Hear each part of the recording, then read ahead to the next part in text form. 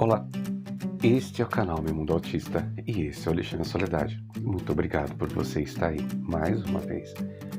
Nós vamos continuar com a situação de mitos, tabus, histórias relacionadas ao autismo. E eu não sei porquê, não para de chegar perguntas relacionadas se isso ou aquilo é verdade. Então, eu acho que a gente vai ter que fazer o terceiro episódio, o quarto, o quinto, pela quantidade de coisas que foram criadas ao longo desses tantos anos da descoberta do autismo.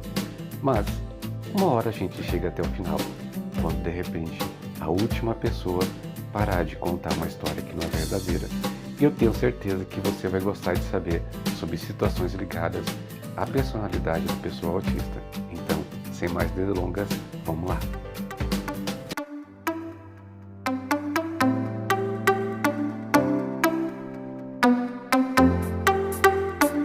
Gente, a primeira coisa que a gente gostaria de conversar com vocês, e até foi motivo de um episódio do podcast 1 Minuto.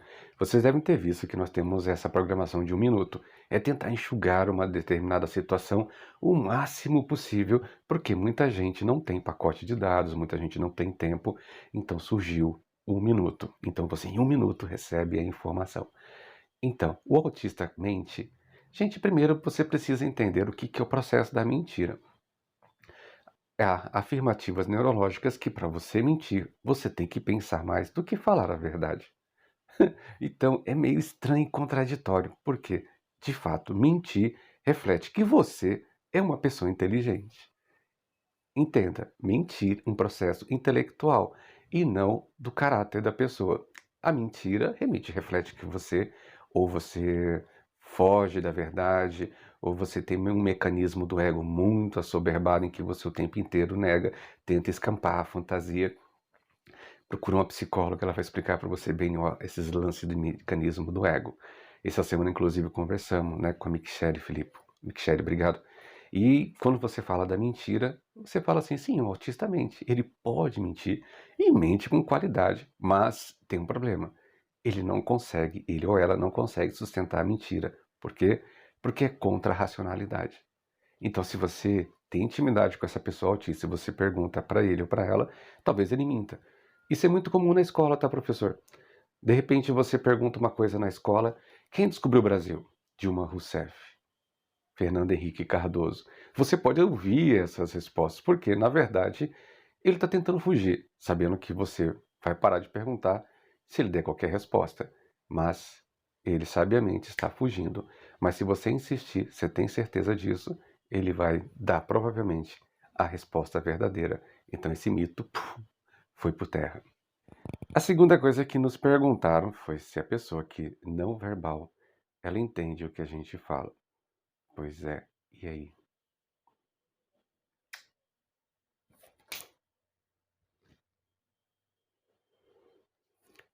Libras é um método de comunicação. É uma linguagem universal de sinais, e não necessariamente é pela fala. Então, se eu chego para alguém e falo oi, ela vai me responder oi e que está tudo bem ou não, e vai dizer para mim que muito obrigado e assim por diante. E aí você vai falar assim, mas então tem comunicação? Se existe comunicação, existe um meio de comunicação, existe sim um entendimento. E mesmo que surja apenas um não ou um sim, denota que a pessoa entendeu o que você disse, mesmo que essa pessoa esteja em crise. E assim por diante. E nessa descoberta é preciso que você, se tem filho ou filha, como eu, que é não verbal, você vai perceber que eles se comunicam de outras formas que vão além da Bom dia, fala. como é que é bom dia? Bom dia. Como é que é? Olha bonito. Como é que é boa noite? Boa. Como é que é noite? Noite. Ai, que gata. E o último. Agora, oi. Faz oi pra todo mundo. Faz oi. Já Oi. contei essa história, mas certa vez eu estive nos Estados Unidos, num local, num observatório muito alto, e nesse observatório tinha pessoas de todos os lugares do mundo. E lá, mesmo conhecendo a língua, eu não conseguia absolutamente entender nada ao meu redor, porque todo mundo falava a sua língua nativa. Então, não necessariamente o fato de ter fala faz com que o outro que está do outro lado entenda o que você quer dizer. Então, é preciso que você encontre um meio importante que consiga chegar. E nesse caso, como eu me virei, foi muito engraçado e muito bom para mim, quando de repente, do outro lado do observatório, tinha um casal de brasileiros conversando em língua nativa. Aquilo para mim, no meu ouvido, parecia que tinha acertado a chave que abria a porta. Então, para mim, apesar de entender a língua inglesa, para mim foi muito bom ouvir a minha língua natural. É essa sensação que o autista tem quando você encontra um time da fala. E se você quer uma dica, vai pelo hiperfoco deles. Todo autista tem uma tendência, não são todos que têm hiperfoco, mas há uma tendência muito grande a ter um hiperfoco. Então vai no hiperfoco dessa pessoa que você vai encontrar uma forma interessante de ter acesso a uma forma de comunicação. Como eu faço com a minha filha, a gente conversa bastante e ela entende bastante.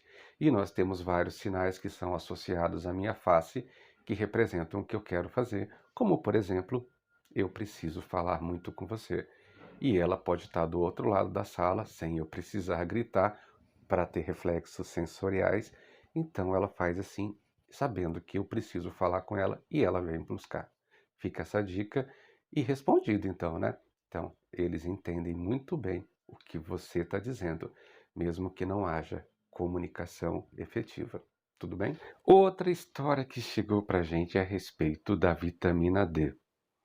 Gente, eu não sei onde começou, isso não me interessa, isso não é foco do canal Meu Mundo Autista, onde que começou essa história de suplementação da vitamina D. É claro, gente, que a vitamina D faz muito bem à saúde. Isso é evidente, né? Só que tudo em excesso. Dizem por aí, que é um ditado muito antigo, que a diferença entre o remédio e o veneno é o quê? A dose. Então, aqui a gente não recomenda medicamento, nós não recomendamos suplemento, de forma nenhuma. Mas é importante deixar claro, não faça nada sem orientação de um profissional, porque sem o profissional dizendo que você pode, sobre uso, dosagem e o tempo de uso, você pode estar cometendo uma grande gafe e até mesmo um crime. Porque a vitamina D, como outros subprodutos, se for administrado de forma incorreta e de período prolongado e de uma quantidade excessiva, pode causar sérios danos à função renal. Então você pode causar danos irreversíveis a seu filho e é aí que entra aquela história da negligência. Você foi imprudente, você foi imprudente, imperito e negligente. Então, com nossos filhos, a gente não brinca, a gente não faz experiências. Não é porque eu ouvi falar que de repente é muito bom a vitamina D que eu vou tacar um caminhão de vitamina D no meu filho, ainda mais com a falsa expectativa, que é uma tremenda mentira, associar a presença da vitamina D à cura do autismo. Isso eu falo com muita seriedade. Isso a gente não brinca. Não vale a pena investir em mentiras. O fato da vitamina D ser boa para a saúde? Bingo. Pronto. Verdade. Mas tudo que é demais, gente, lembre-se, é veneno. A quarta e última pergunta do dia desse post. Não poste, né, gente? Eu costumo falar muito poste, então desculpa, poste é aquele negócio com eliminação, tá? Desse post é sobre a síndrome de Savant. Alguém viu, de repente, num post, que alguém era autista e Savant. E também levou curiosidade daquele personagem do The Good Doctor ser Savant. 10% ou menos dos autistas têm essa síndrome associada, a síndrome de Savant, que é a síndrome chamada de síndrome do supergênio. Mas as pessoas que têm a síndrome de Savant muitas vezes têm um QI baixo. Estranho isso, uma pessoa ser genial e ter um QI baixo? Sim, por causa que ele tem uma característica soberbada, aumentada, hiperdesenvolvida, mas as demais você vai perceber, inclusive no personagem do Dr. Murphy, que é muito bem interpretado, você percebe que em outras situações ele tem um déficit muito grande. Então, não necessariamente o fato de eu ser autista e savant diz que eu sou um Einstein, tá? Então é muito provável que todas as pessoas que colocam a situação do savant é porque, na verdade, precisam que você entenda que eu sou uma pessoa que tem um intelecto que pode te ajudar, que pode te oferecer. Não porque ela está querendo mostrar que é mais inteligente do que os outros. Eu acho que ninguém gosta de ficar colocando rótulos em si, ou uma placa dizendo sou autista savant. Mas é uma coisa que muitos autistas acabam colocando para que você perceba a quantidade de intelecto ou de conhecimento que pode sair daquela pessoa.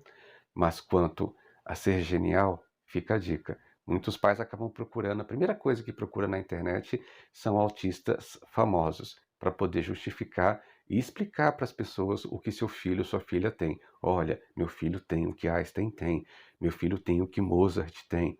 Não, cara, seu filho tem o que ele tem. Ele é autista. Então não faça comparação com outras pessoas pela genialidade de outras pessoas, porque nem todo autista vai ser gênio. A grande maioria não vai ter nem deficiência intelectual. Alguns sim vão ter prejuízos intelectuais, mas o fato de você ser super gênio numa coisa, talvez mostre que você é simples ou normal como qualquer outra pessoa sobre outros aspectos. Assim, somos nós também normotípicos.